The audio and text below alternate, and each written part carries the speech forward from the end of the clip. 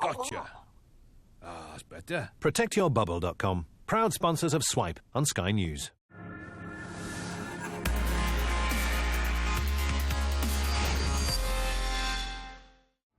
You're watching Swipe. Coming up on the show this week. Bringing the stadium to digital life, how Wembley is changing with the times. The little device aiming to take a big bite out of home Wi-Fi black spots. And no zombies this week, but prepare for a voyage in a submerged Victorian London in our games review. Hello and welcome to Swipe. This week we're at one of the world's most recognisable sports venues. You don't need me to tell you that that is Wembley Stadium. And as well as football, rugby, NFL and major music events are all staged here. It's nearly 100 years old, but at the moment it's undergoing a major digital upgrade. It's a shame we couldn't upgrade the weather too. Here's Russell. Later this year, Wembley is planning to start using its arch to display social sentiment during events, one of many innovations being brought to the National Stadium. So just imagine, you're in your seat at the big match and you can turn the arch your team's colours simply by tweeting red, green or blue. And the lights in the arch will also react to significant moments like goals and crowd noise and reflect who's winning. More than 2 million spectators came here in 2014, and apps will allow them to use their smartphones for everything from entering the stadium to ordering and paying for food and getting a message onto the big screens. The use of technology can really be a great benefit in speeding up processes and finding your way around the stadium much more positive. I think there's a gimmicky element though. This element about the arch is not something that I'll be taking part in. So whether you're here for football, rugby, NFL or music, the new features will undoubtedly make it more memorable and save time. But will they add to or detract from the actual event? From a player's point of view, you know exactly what you've got to do. When you're on that pitch, go out there, perform. You've been training all week to make sure you can perform. So whatever goes on at half-time or before the game or during the game, you have to just concentrate on your game. Wembley's not alone in turning digital. The Levi's Stadium in San Francisco, home of the 49ers NFL team, is billed as the world's most high-tech, boasting as it does fully 1,000 Wi-Fi access points. Can Wembley compete with that type of connectivity? Everybody reaches for their phone at the same time when the halftime whistle goes.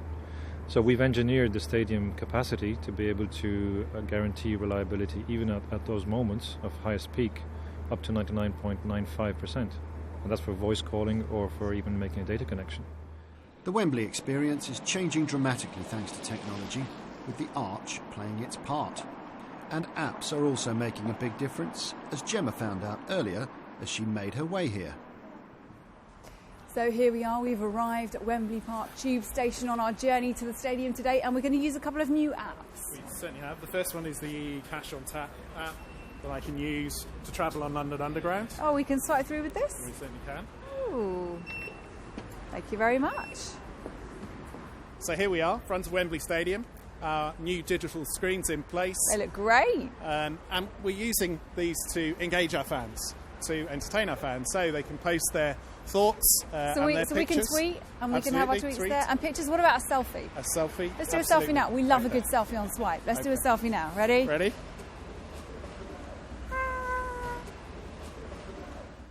Oh, look, there we are. Fantastic. But I've always wondered, when posting to big screens like that, how do you vet them? How do you stop people putting up moonies? Yeah. So my team sitting up in Wembley have access to everything that's actually tweeted or posted. They moderate it.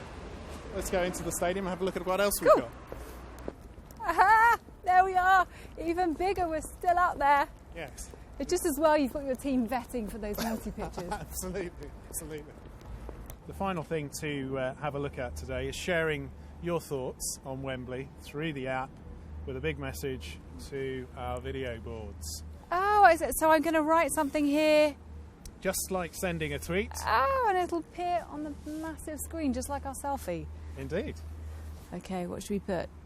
I love Wembley. I love Wembley, naturally. So let's have a look.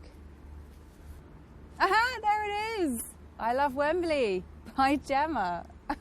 How do you choose which messages to post up there? something that that everybody can actually relate to, I think, is key. But not everything gets up there, clearly. Oh, and what a shame there aren't 89,000 other fans here to see my I Love Wembley message. You'll have to come back, Gemma. You're watching Swipe, still to come. Sandals, swords and urns in ancient Greece. That's in our games review. Don't be silly. But first, here's a roundup of some of this week's other tech news. Twitter's revenues nearly doubled in the final 3 months of last year. It took $479 million, more than £310 million, despite losing money overall in 2014. Also this week, Twitter's chief executive said in a leaked memo that he's ashamed of how poorly the company has dealt with trolls. Get ready for the next big launch from Samsung. The company has sent out invitations to its event at the Mobile World Congress trade show in Barcelona next month, where it'll be announcing its new flagship Galaxy phone. An adware virus has been affecting Android devices via some apps in the Google Play Store. It causes the browser to open constantly, with adverts appearing too. There have already been 5 to 10 million downloads on one of the infected apps. A new device is making bad home Wi-Fi a thing of the past. The Eero improves connection by abolishing dead zones where your signal is weaker. The company says it only takes 3 devices to cover a typical home. Now, there's no football in our games review this week, but we do have plenty of ancient Greek mythology. Of course, here's Martin Robinson. Let's start with A Legend of Zelda: Majora's Mask. There's lots of debate whether Majora's Mask is the greatest Zelda game ever made, but one thing you can say for sure is it's the strangest. Majora's Mask was interesting and it was made in a year. It was quite a short turnaround. But in that year, Nintendo managed to make a game which is absolutely crazy. There's been nothing like it since. It's got a weird time travel mechanic whereby you have 3 days to basically solve the task at hand, and that kind of loops over, Groundhog Day-esque, and you kind of live those 3 days over again and again. It makes for a really interesting game mechanic and one that's really well suited to portable play as well. Apotheon, apologies if I mispronounced that, I think that's right. First and most importantly, it's a free game on PS4 if you've got PlayStation Plus. But beyond just being free, it's also a really interesting, really gorgeous side-scrolling combat game in the vein of things like Castlevania or Metroid. And one of the first things you'll notice is it's an absolutely gorgeous game. It looks like you're playing some Greek art, like you're playing across the side of an ancient Greek vase. Beyond the actual look of the game itself, it's a really interesting game, kind of a mix of exploration and combat. And yeah, it's well worth checking out, even more so given the fact that it's free on PlayStation 4. Sunless Sea is a super interesting game on PC, which has just come out of early access, where it's been since July last year. It could well be one of the most interesting games we're going to see this year. We're going to be talking about it a lot longer. I wouldn't be surprised if it turns up in some Games of the Year lists coming in 2015 as well. This has a bit more exploration in it. You're in a boat charting various seas. It's absolutely gorgeous. The world you're exploring is really dense and well written. It's a game we're going to be talking about and playing for a long time to come. Oh, it's a lot warmer down here, isn't it? That's because this is the England players' dressing room. We're actually inside it. I might take a look around.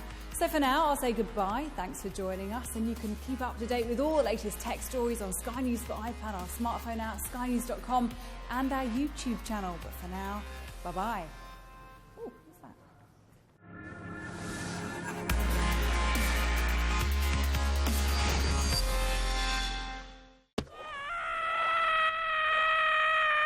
Gotcha.